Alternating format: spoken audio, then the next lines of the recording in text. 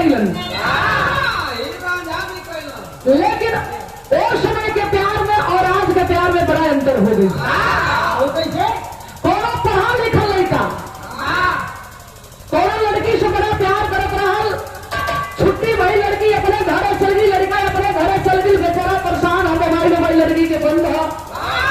देखे अगर दोस्त रहे यही उपेंद्र जी सर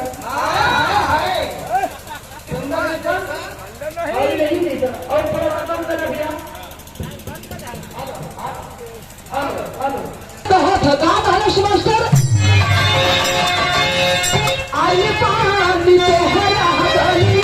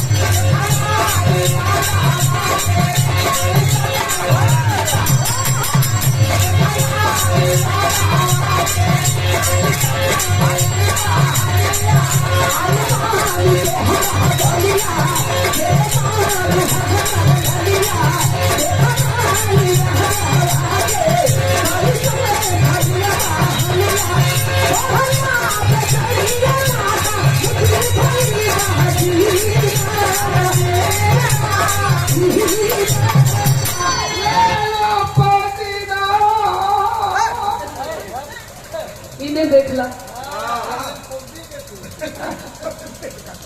कहे का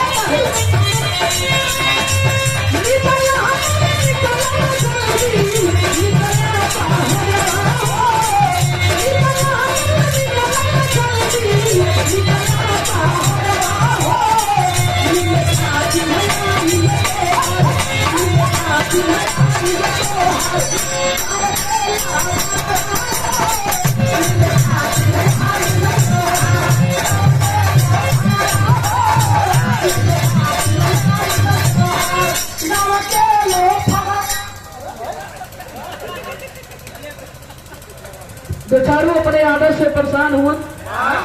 4 दिन तो एक गुरु जी के संगे अगर रख दिया जाए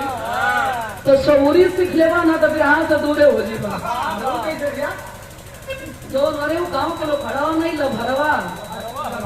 साफ साफ सुनल करा